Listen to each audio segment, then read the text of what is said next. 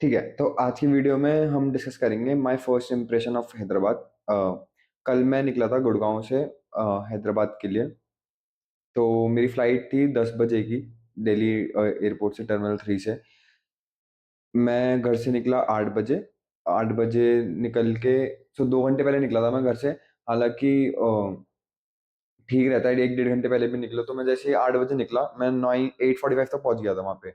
और हर बार की तरह, मतलब जैसे मैं 1 घंटे पहले पहुंचता हूँ, तो जो चेक इन स्टाफ होता है वो थोड़ा सा ऐसे मेरे से होता है कि अभी आपकी फ्लाइट 10 बजे है, आप अब पहुंचे हो, इतने टाइम में तो आपको बोर्डिंग गेट पे होना चाहिए था। मतलब ऐसे ही मेरे को थोड़ा सा डराया जाता है कि आप लेट हो गए हो, आपकी फ्लाइट मिस हो जाएगी, और आप जल्दी जल्दी चेक इन करके जल्दी बोर्डिंग गेट पे जाओ, सिक्योरिटी चेक करवाओ। तो इस बार भी वही हुआ। उससे ज्यादा कुछ मैटर नहीं करता, आप 1 घंटे अगर पहले भी पहुंच रहे हो, आपका चेक इन इजीली हो जाएगा। और सिक्योरिटी चेक करवा के बोर्डिंग गेट पे पहुंच गया था मैं टाइम से। ठीक है, बल्कि मैं पहुंच गया था बोर्डिंग बोर्डिंग गेट पे 9:04 पे, जबकि मेरी फ्लाइट 10 बजे की थी। तो मैंने उनसे बोला कि चेक इन बोर्डिंग कब से स्टार्ट होगी, तो उन्होंने कहा कि अभी 10-15 मिनट है, आप आराम से मैंने कहा मैं सामने बैठा हूँ। तो उन्होंने कहा कि हाँ ठीक है, कोई नहीं, आप आराम से आ जाना 9:15 तक, 9:20 तक। मैंने कहा हाँ 9:30 तक आ जाऊंगा। तो उन्होंने कहा हाँ 9:25, 9 साढ़े 9 तक आराम से आ जाना, कोई दिक्कत नहीं है, बस आ जाना। मैंने ऑब्वियसली आएंगे तो सही। ठीक है, तो फिर क्या हुआ, मैं आराम से आके अपने ले लिया सामने दिल्ली एयरपोर्ट पे। एक तो दिल्ली एयरपोर्ट इतना बड़ा एयरपोर्ट है। मेरा जहाँ पे सिक्योरिटी चेक हुआ, सिक्योरिटी चेक से गेट नंबर था 43। तो मतलब जो जो लोग गए होंगे दिल्ली एयरपोर्ट, तो तुमने देखा होगा कि बहुत सारे गेट है, मतलब लाइक 60 अराउंड गेट है, 60+ गेट है।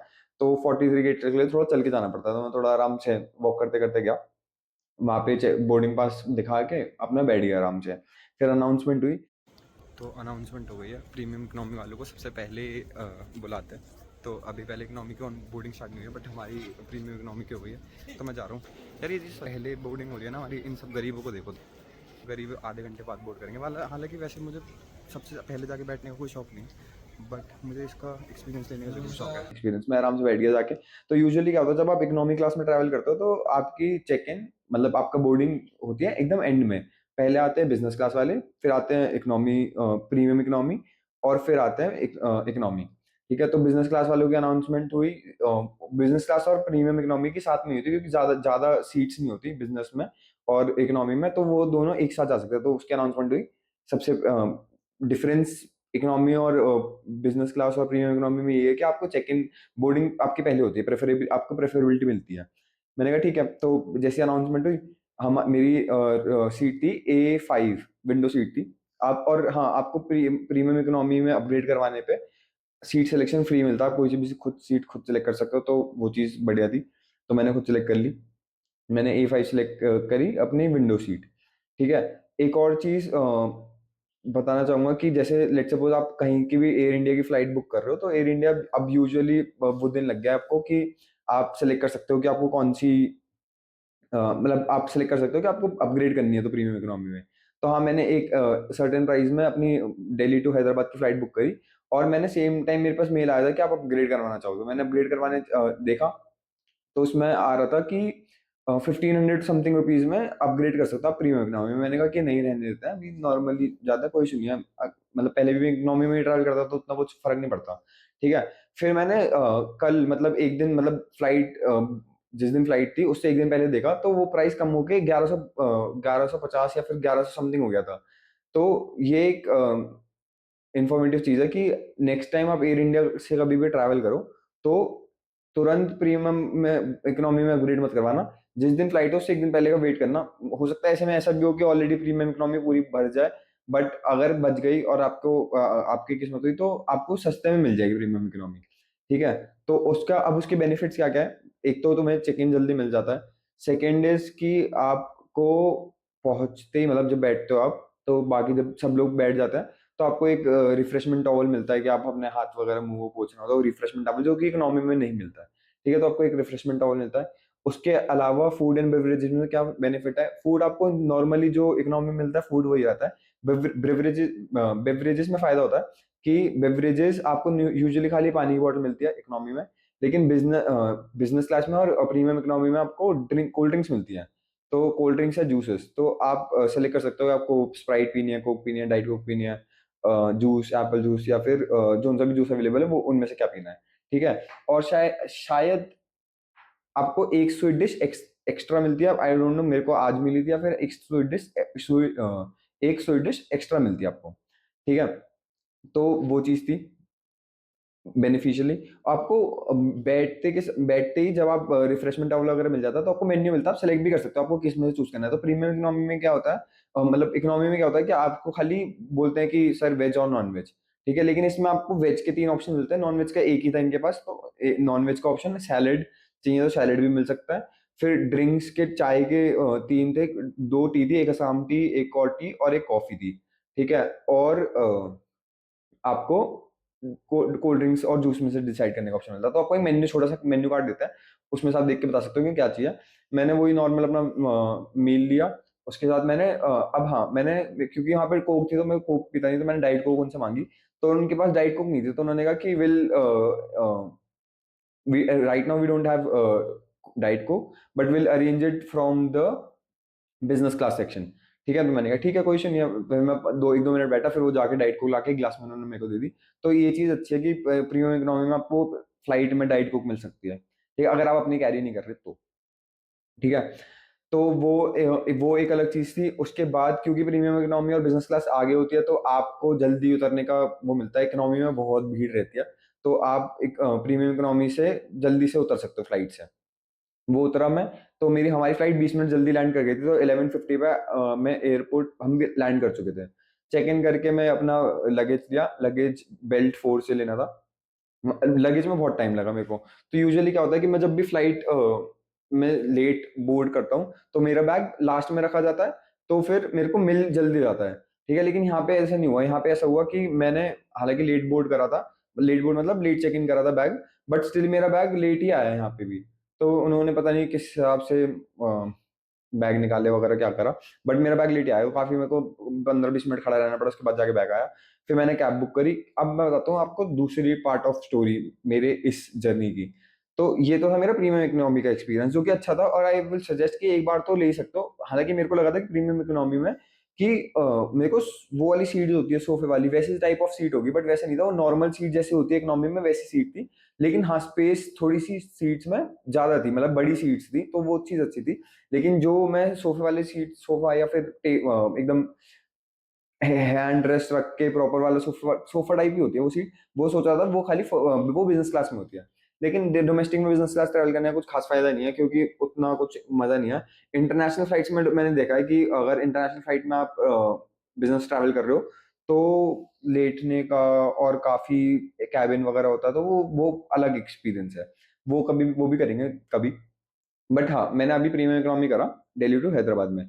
अब मेरे साथ स्कैम क्या हुआ हैदराबाद एयरपोर्ट पे कि अ, मैं लैंड करा, मैंने कैब बुक करी, क्योंकि कल ईद है और यहाँ पे फेस्टिवल है, और मेरी फ्लाइट रात को लैंड करी थी 12 बजे, 12 साढ़े 12 बजे, मतलब 12 साढ़े 12 बजे मैं बाहर आया था। तो मेरे उबर पे मेरे को उन्होंने पिन दे दिया कि आप वेटिंग चल रही है, आप वो पिन ये पिन है, जो भी कैब मिलेगी आप उसमें बैठ जाना और ये पिन दे देना। मेरे साथ पहली बार हुआ, मतलब एयरपोर्ट पे तो कैब्स की लाइन लगी रहती है, मतलब दिल्ली नॉर्थ साइड में तो इतनी कैब्स होती है एयरपोर्ट पे कि आप कैब बुक करो, तुरंत बुक हो जाती है, तुरंत आके खड़े हो जाते हैं, वो तुरंत ले जाओ। लेकिन हैदराबाद में पता नहीं ऐसा क्यों, कल फेस्टिवल है शायद इसलिए नहीं था, वरना जनरली भी होता है। मेरे साथ पहली बार ही था। तो मैं जाके लाइन देखी, तो मैंने कहा इतनी लंबी लाइन, ठीक है, गाड़ियाँ आ रही हैं, लोग जा रहे हैं, बट बहुत स्लो प्रोसेस है, कम से कम मेरे को आधे घंटे खड़ा रहना पड़ता अगर मेरे को उबर के थ्रू ही जाना पड़ता।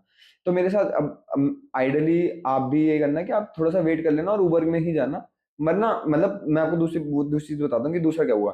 तो वहाँ पे राइट साइड में 1-2 जने खड़े थे, बहुत सारे लोग खड़े थे वैसे जो आउट ऑफ बुकिंग ले जाते हैं। तो एक बंदे ने मेरे को बुला के पूछा कि आपको कहाँ जाना है? मैंने कहा फाइनेंशियल डिस्ट्रिक्ट जाना है, तो मैं फाइनेंशियल डिस्ट्रिक्ट रुका हुआ। तो उन्होंने कहा कहाँ जाना है? मैंने कहा फाइनेंशियल डिस्ट्रिक्ट जाना है। तो उन्होंने कहा ठीक है 900 में ले जाएँगे। अब मैंने कैब बुक करी थी 600 में। तो मैंने कहा नहीं, नहीं 900 तो बहुत ज़्यादा है, मैं 600 में ही चला जाऊँगा, मैं लाइन में आके वापस लग गया, ठीक है? तो उन्होंने मेरे से 1-2 बार और पूछा कि चलना है तो चलो, आपको अकेले ले जाएँगे, सेडान गाड़ी दे देंगे, ये वो। नहीं, अकेले ले जाने वाली बात नहीं बोलती, उन्होंने कहा था सेडान गाड़ी दे देंगे और आपको पहले छोड़ देंगे। तो मैंने कहा पहले छोड़ देंगे मतलब मैं तो अकेले ही जाऊँगा ना। तो उन्होंने कहा नहीं, शेयरिंग वाली में जाओगे तो आपको पहले छोड़ देंगे। तो मैंने कहा कि अच्छा मैं ₹900 भी दूँ और मैं शेयरिंग में भी जाऊँ? तो मैंने कहा नहीं, नहीं आप रहने दो, मैं क्योंकि जनरली क्या होता है, मैं जब भी नई सिटी में ट्रैवल करता हूँ तो मैं प्रेफरेबली सोचता हूँ कि मैं मेरे साथ स्कैम ना हो, मैं ठगा ना जाऊँ, ठीक है? लेकिन ऐसा होता ही है, मैं साउथ में जब भी आया हूँ ना, मैं एक ना एक बार तो मेरे साथ कुछ हुआ ही है कि मेरे साथ एक स्कैम हुआ ही है। मैं ऊटी वाली स्टोरी बताऊँगा कभी दूसरे ब्लॉग में, बट मेरे पास ऊटी में भी स्कैम हुआ था मेरे साथ, ठीक है? तो फिर क्या हुआ, मैंने कहा मना कर दिया, मैं लाइन में जाके लग गया। फिर एक बंदा और ने और पूछा, अब वो बंदा मेरे को थोड़ा डिसेंट सा लग रहा था कि हाँ, हो सकता है ये स्कैम ना करे मेरे साथ, तो मैंने उससे पूछा, उसने मुझसे पूछा कहाँ जाओगे? मैंने कहा फाइनेंशियल डिस्ट्रिक्ट जाऊँगा। तो उन्होंने कहा, इन्होंने बोला 700 में छोड़ देंगे, मेरी 600 समथिंग की हुई थी यार। बट ये कहाँ तक लेके जा रहा है ये समझ नहीं आ रहा, देखते हैं क्या एक्सपीरियंस होगा। बट भाई बहुत ही लंबी, ये देखो, अब मैंने कोई और बंदा भी ले जा रहा था, वो कह रहा था कि 900 रुपये दे देना, सेडान दे देता हूँ। बट मुझे थोड़ा सा ऐसे, और वो किसी और के साथ ले आ रहा था, तो मुझे थोड़ा फिशी लग रहा था कि मैं ऐसे कैसे जाऊँ कि नहीं जाऊँ। अब ये बंदा ले जा रहा है, इसके साथ जा रहे हैं, देखो कहाँ तक ले जाता है। अ, बताता हूँ। उन्होंने कहा ठीक है चलो, और मुझे उसने बताया नहीं कि शेयरिंग में जाएंगे। मैंने कहा कि, तो उन्होंने कहा कि आपको छोड़ दूंगा अकेले। मैंने कहा ठीक है भाई, इससे बढ़िया क्या 700 में छोड़ देगा। मैं चला गया उनके साथ पीछे पीछे। अब वो मेरे को पहले तो आगे ले गए, एयरपोर्ट की गली, मतलब एयरपोर्ट की जो रोड थी उससे थोड़ा सा आगे ले गए, बाहर, आउटसाइड ऑफ द एयरपोर्ट, ठीक है? तो मैं वहां तक चला गया। वहां जाके उन्होंने एक बंदे को दिखा दिया कि वो रहा बंदा, वो हाथ हिला रहा है वहां पे, आप उनसे उनके साथ, उनके पास चले जाओ। मैं चला चला गया उनके पास। अब मैंने कहा कि भाई नई सिटी है, स्कैम हो सकता है, तो मैंने कहा रिकॉर्ड कर लेता हूँ उनसे कि जितने में बात हुई है हमारी पैसों की 700 में, कहीं वो वहां जाके वो ना बोले, ज्यादा पैसे ना बोले। मैं गया, मैंने जाते देखा वहां पे गाड़ी में दो जने और बैठे हुए हैं। अब मैंने कहा कि अब भाई इतना दूर चल के आ गए हैं, बैग वैग मेरे पास था, मेरा ट्रैक बैग वगैरह, तो मैंने कहा कि अब क्या ही करना, चलो लाइन में लगने से तो बढ़िया ही है, चलते हैं कैसे ही। ठीक है, मैंने तो उनसे आगे वीडियो ऑन रख के उनसे कंफर्म कर लिया कि 700 रुपये में फाइनेंशियल डिस्ट्रिक्ट छोड़ोगे ना? तो उन्होंने कहा कि हाँ, प्राइस यहाँ मत बोलो और लोगों के सामने। मैंने कहा ठीक है। मेरा बैग उन्होंने पीछे रखा, हम बैठ के चल दिए, ठीक है? और दो जने बैठे थे, तीन जने लेके वो चल रहे थे, ठीक है? हम चले चले, ठीक है? तो पहली बात तो, पहली चीज मेरे साथ ये गलत हुई कि मेरे को शेयरिंग का बताया नहीं था और मुझे शेयरिंग में आना पड़ा, ठीक है? पहली चीज। दूसरी चीज कि मेरे को अ, जब हम यहाँ पहुंच गए, मेरे होटल पे पहुंच गए फाइनेंशियल डिस्ट्रिक्ट, तो आधे रास्ते में एक तो दो टोल पड़े उन्हें, एक टोल पड़ा एयरपोर्ट वाला, एक टोल आगे पड़ा, ठीक है? तो जैसे हम फाइनेंशियल डिस्ट्रिक्ट, उन्होंने रास्ते में मेरे से पूछा था कि आपको मैंने कहा ब्लूम होटल छोड़ना है। मेरे को ये था कि भाई कहीं ऐसा ना हो फाइनेंशियल डिस्ट्रिक्ट पर कहीं भी छोड़ दें, तो मैंने कहा ब्लूम होटल छोड़ना है। तो उन्होंने कहा हाँ ठीक है, ब्लू मोटल छोड़ देंगे। तो ना आधे रास्ते में मेरे से अपना फोन दे दिया, उन्होंने कहा ये रहा मैप, आप इसमें लोकेशन डाल दो। मैंने लोकेशन डाल दी, उन्होंने दे दी। उसमें 11 किलोमीटर बचे हुए थे, तो उन्होंने ले आए, लेके उन्होंने सही छोड़ दिया यहाँ पे। 700 रुपये जो बात हुई थी, वो 700 रुपये देने चाहिए थे मुझे आइडियली यहाँ पे, ठीक है? अ, वो मुझे उन्होंने बताया नहीं कि भाई हम शेयरिंग में जाएंगे, तो उन्होंने शेयरिंग भेजा, चलो ठीक है, मैंने वो भी एडजस्ट कर लिया। यहाँ आके बैग उतार निकालने के बाद पेमेंट जब मैं करने गया, मैंने क्यू आर कोड दे दो, मैं पेमेंट करने गया, तो कहते हैं 795। मैंने कहा 795 क्यों? कह रहे डेस्क चार्ज होता है 95 रुपीज, आप और दोगे 795 होगा। मैंने कहा no no no no, not 795, 700। आपको you should have told me earlier, आपने मेरे को पहले नहीं बताया, मैं तो 700 ही दूंगा। मैंने उससे ये बोल के मैंने उसे 700 पे करा और मैंने मना कर दिया कि मैं नहीं दूंगा। मुझे पता है वो 95 रुपीज उस चीज के लिए लगा जो उसने टोल अलग से भरा है, ठीक है?